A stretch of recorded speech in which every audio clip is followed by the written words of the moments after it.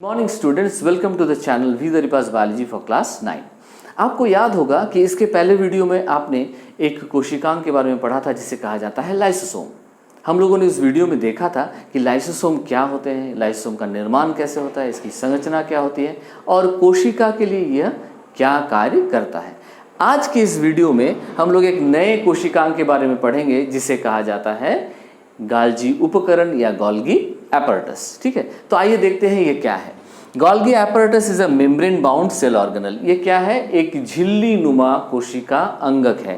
ठीक है, and is made up of a series of flattened stacked pouches called cisternae. और ये किस चीज का बना होता है? ये लंबी चपटी ढेर सारी पुटिकाओं का बना होता है जो परस्पर समानांतर रूप से व्यवस्थित होते हैं, और इन पुटिकाओं को हम लोग कहते हैं सिस्टर्नी या कुंडिका। ठीक है, इसकी खोज किसने की?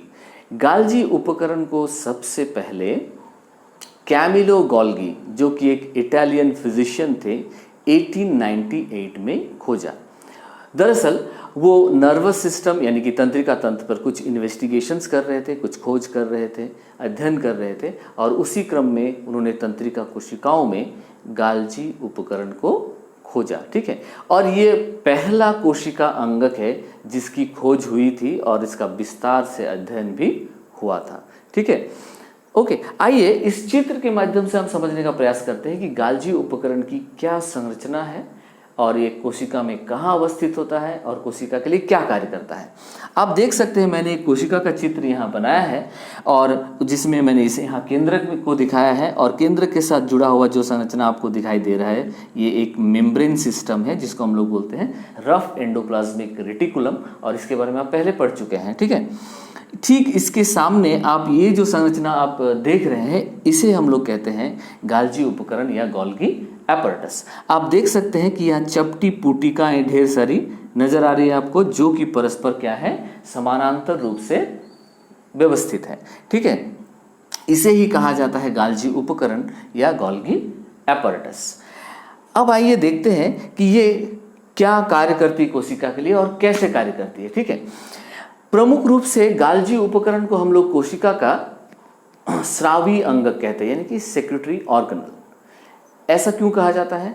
क्योंकि गाल्जी उपकरण कोशिका के लिए विभिन्न प्रकार के रासायनिक पदार्थों का स्राव करती है। ठीक है, इसका मतलब क्या हुआ कि Golgi apparatus secretes different types of chemicals for the cell.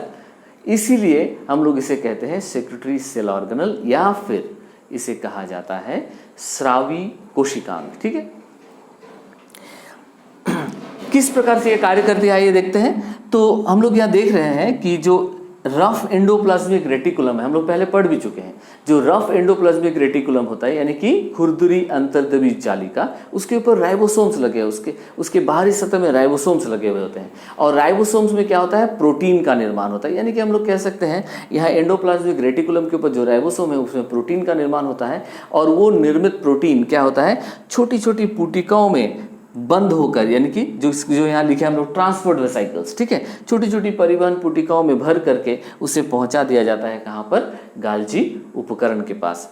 गाल्जी उपकरण इन पुटिकाओं में स्थित जो प्रोटीन्स है उसे अवशोषित कर लेती है, फिर उसे भंडारित करती है यानी कि उसको स्टोर करती है, और उसके बाद आवश्यकता अनुसार उसका मॉडिफिकेशंस होता है यानी कि उसका रूपांतरण किया जाता है, और तत्पश्चात फिर वो छोटी छोटी पुटिकाओं में भरकर, जिसे हम लोग बोलते हैं सेक्रेटरी वेसाइकल्स या स्रावी पुटिकाएं, उनमें भरकर कोशिका के बाहर उसे भेज दिया जाता है। इस चीज़ को स्रावित करना कहलाता है।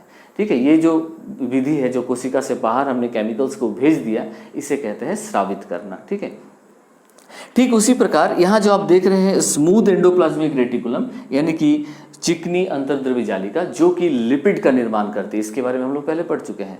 ये लिपिड का निर्माण करती है, तो ये लिपिड्स क्या होता है? उसी प्रकार छोटी छोटी ट्रांसपोर्ट पुटिकाएं जो होता है या ट्रांसपोर्ट वेसाइकल्स में भरकर उसे गोल्जी एपैरेटस के पास भेज दिया जाता है, और गोल्गी एपैरेटस क्या करता है? उसे अवशोषित कर लेता है, और वो फिर उस लिपिड को या तो स्टोर करती है या फिर आवश्यकता पड़ने पर उसका रूपांतरण कर लेती है या छटाई कर लेती है और उसके बाद उसे छोटी पुटिकाओं में भरकर उसे कोशिका से बाहर भेज देती है, या अगर कोशिका के अंदर कहीं आवश्यकता है तो वहाँ भेजती है।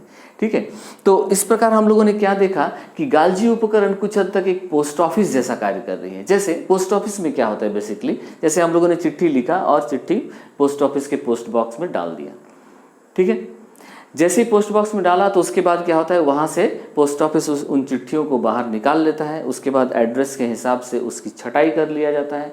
ठीक है, कि कौन सा चिट्ठी कहाँ भेजना है, किस जगह को भेजना है, फिर उस पर स्टैंपिंग होती है, मुहर लग जाती है और उसके बाद ठीक है उस पर उन चिट्ठियों को उसके गंतव्य स्थल तक भेज दिया जाता है। तो ठीक इसी प्रकार से आप देखिए गाल्जी उपकरण भी वही कार्य करता है।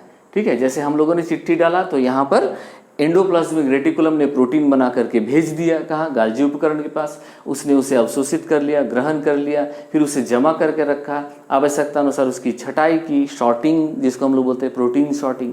ठीक है, उसके बाद उसका मॉडिफिकेशन हुआ, उन प्रोटीन्स का रूपांतरण हुआ। ठीक है, ताकि वो क्रियाशील बन सके और उन प्रोटीनों को फिर छोटी छोटी पुटिकाओं में भरकर कोशिका के बाहर भेज दिया गया जहां उसकी आवश्यकता है। ठीक है, तो इस प्रकार से हम लोग समझ सकते हैं कि एक पोस्ट ऑफिस और एक गाल्जी उपकरण में कितनी समानता है। इसकी कार्यशैली बिल्कुल एक पोस्ट ऑफिस की तरह है। ठीक है, इसके अलावा गाल्जी उपकरण और भी कार्य करती है और वो क्या है, ये लाइसोसोम्स का निर्माण करती है। ठीक है, जो कि कोशिका के अंदर भोजन के पाचन का कार्य करती है। ठीक है, और उसके साथ साथ लाइसोसोम्स हम लोग पहले पढ़ चुके हैं इस चीज़ को कि लाइसोसोम्स कोशिका में सफाई का कार्य भी करती है, टूटे फूटे कोशिकांगों को पचाने का कार्य करती है। तो ये लाइसोसोम कहाँ से बनता है, गाल्जी उपकरण से ही बनता है। इसके साथ साथ गाल्जी उपकरण जो है वो जो स्पर्म सेल होता है उसके अग्रभाग को हम लोग बोलते हैं एक्रोसोम, उसका निर्माण भी गाल्जी उपकरण के द्वारा ही होता है। ठीक है, तो मुझे आशा है कि आप इस वीडियो के द्वारा ये समझ पाए हैं कि गाल्जी उपकरण की संरचना क्या है। ठीक है, और ये कोशिका के लिए क्या कार्य करती है और किस प्रकार से कार्य करती है। ठीक है, यदि आपको इससे संबंधित कोई भी जानकारी प्राप्त करनी हो या आपको कोई असुविधा हो तो मुझे कमेंट सेक्शन में लिख कर भेज सकते हैं। ठीक है, ध्यानपूर्वक इस वीडियो को देखने के लिए आपका बहुत बहुत धन्यवाद।